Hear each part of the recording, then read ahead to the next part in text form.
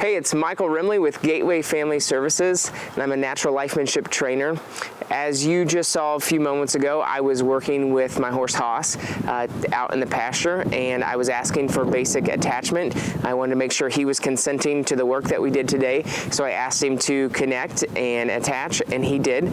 And then we worked on his consent with the halter, so applying, making that request to him, and when he responded, I would release that pressure, and then we went back and forth, and eventually at the end there, he pretty much put his nose in the halter. So now we're in the arena, and we're going to be doing a little bit more work on attachment and detachment. So there's a few things to know about Haas before we get working with him. He is a horse that was rescued somewhere around a year to 2 years old, and then he was placed in an adoption program, and then his family that adopted him was not able to take care of him and maintain his needs because of how aggressive Haas became, and he bounced from home to home and eventually ended up here with us at Hooves of Hope and Gateway Family Services. And Haas has some difficult times with appropriate boundaries and respecting in a relationship. So we're going to be doing a lot more detachment work today because in order to improve our relationship while we're close through attachment, we need to work on it from afar just because of safety. So that's what we're going to be doing this afternoon. Okay, so I am going to be asking Haas for some just some attachment here. I'm going to apply pressure on his hip and ask for him to connect with me in close proximity. So attachment is close, working on the relationship in close proximity. Detachment is, which you may see me do, is I'm going to ask him to go away from me and that we create distance to work on the relationship, but we're still connected. And so we're going to go ahead and start though with some attachment and see what happens.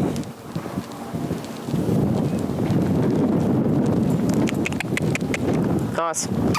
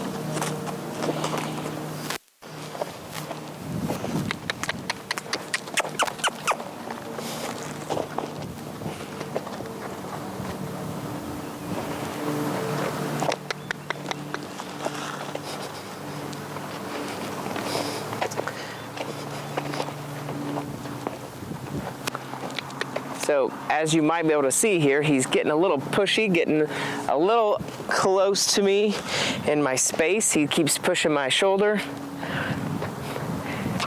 And I don't know about you, but this is slightly uncomfortable. He gets in my space. He is known to bite.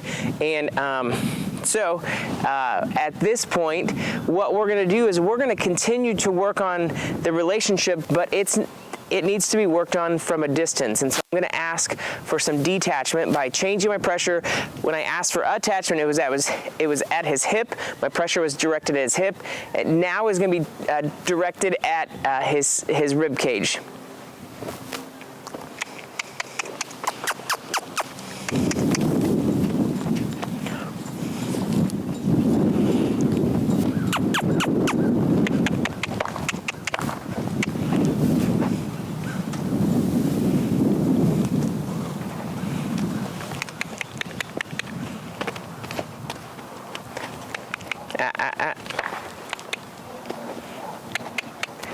So here I'm wanting him to get relaxed and comfortable while working on this relationship from a distance. He's still keeping an ear on me, so I know he is connected with me.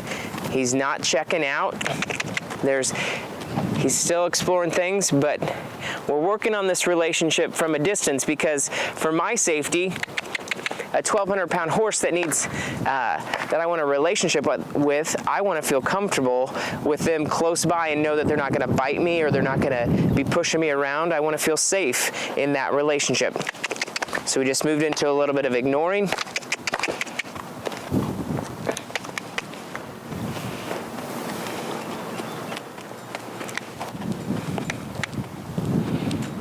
And so all I'm asking anytime he starts to go to the grass is to keep moving and to stay detached, but we're still connected. So he's getting more relaxed out there, getting further away from me. And so this is big for him. So now he's starting to get a little anxious. So I'm just going to remain the same as he's resisting right now. I'm keeping the pressure the same. He still knows the expectations, and we've established communication with each other that this is what's best for our relationship right now. So he's getting more relaxed. His head is coming down.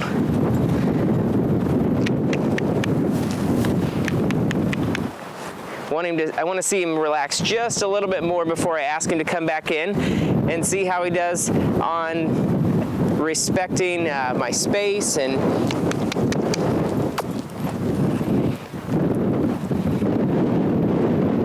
okay, now I'm going to change the pressure to his hip,